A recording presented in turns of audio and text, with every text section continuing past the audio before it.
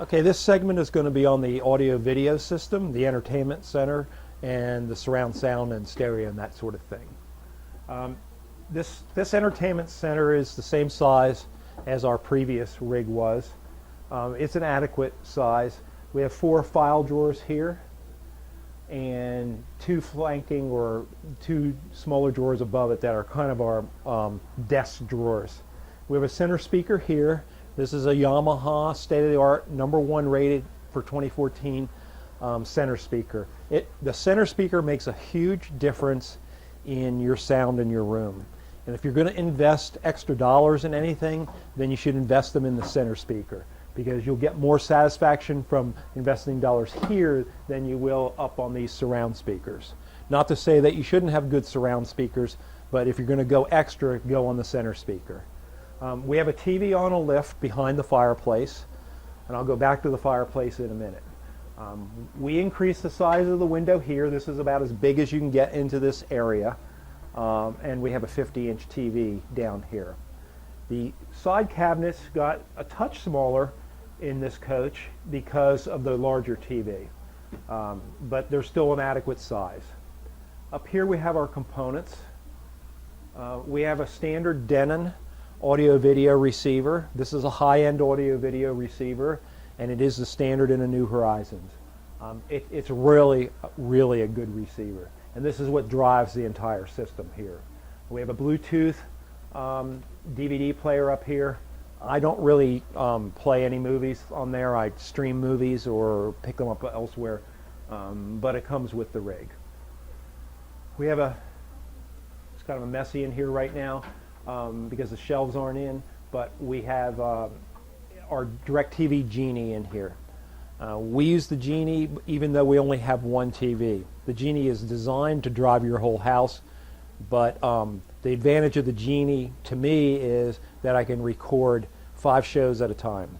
Now you would think, why would you want to record 5 at a time? Well, it's often the case that I want to do 3 simultaneously. So the Genie handles that just fine, and it has a lot more storage for recordings.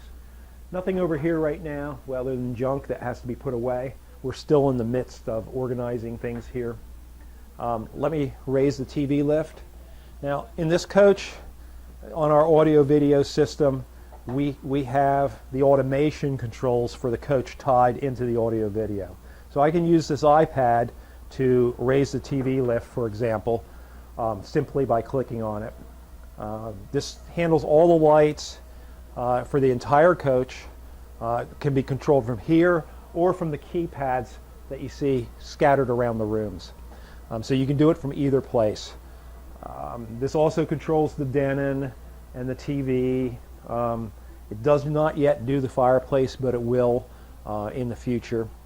This is the first customer unit that's been installed. The show model has it, but I'm the first customer that has it. They're still tweaking some things, but it works quite well. It's very intuitive. It really doesn't, you don't need to be trained in it at all. It's pretty obvious what it does. So I'm very happy with it so far. But we can get the TV.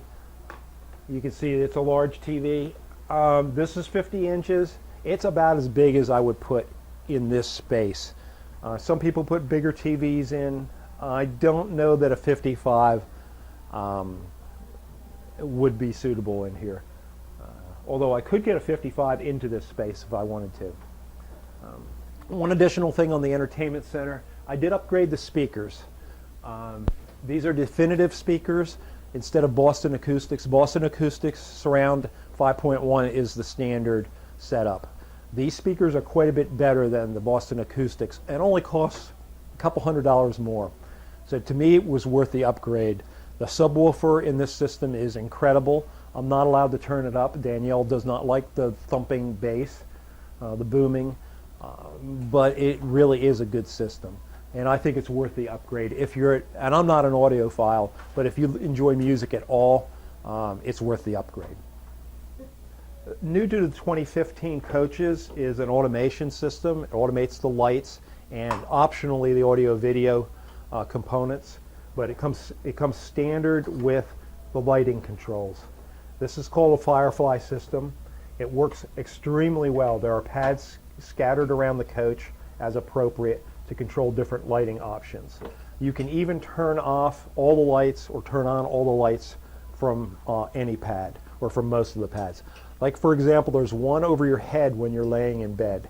And with that pad, I can turn on the outside security lights. I can turn on the lights down here in the living room. I can turn on the bathroom lights, the rope lights on the floor.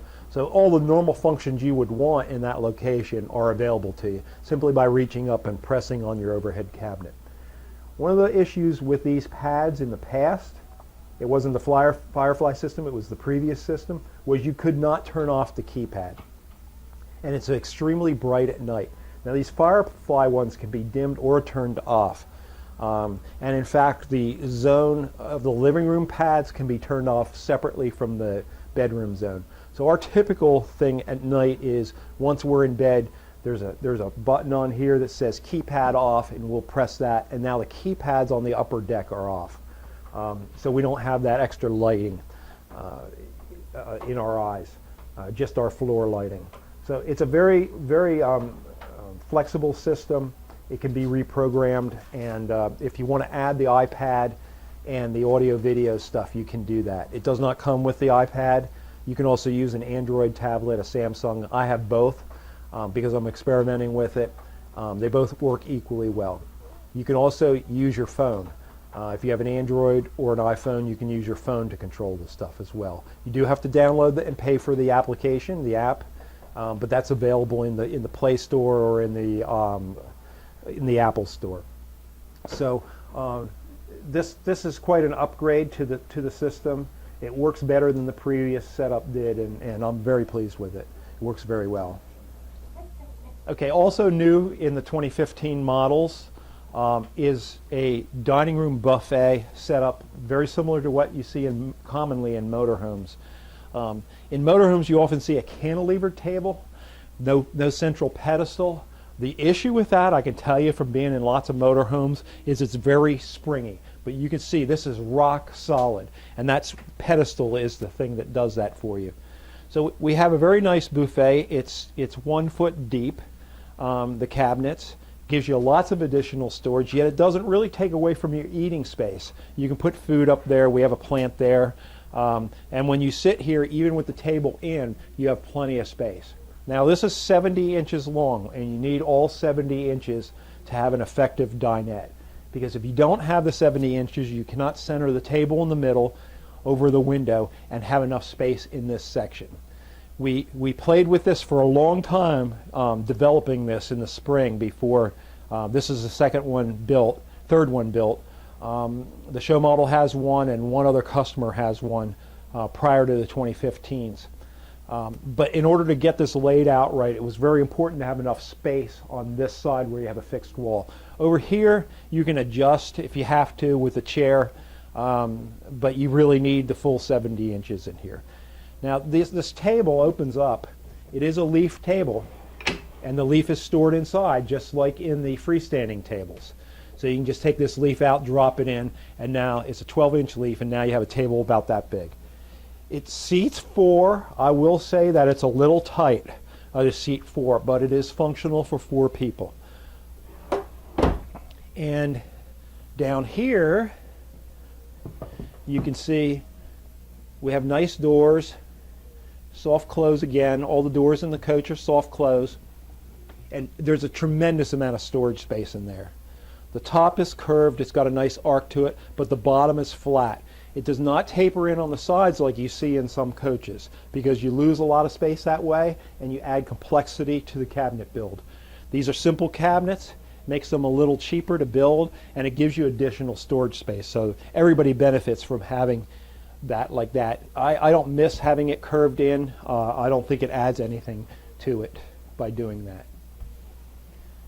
You could have this cabinet be a little deeper, and the one customer that built one did have it deeper, and they used it to store specific things in that they wanted the deepness. I don't recommend going deeper than this. It kind of pushes you out in the room too much. So the standard cabinet, which this is now, I think is a perfect combination of features and size.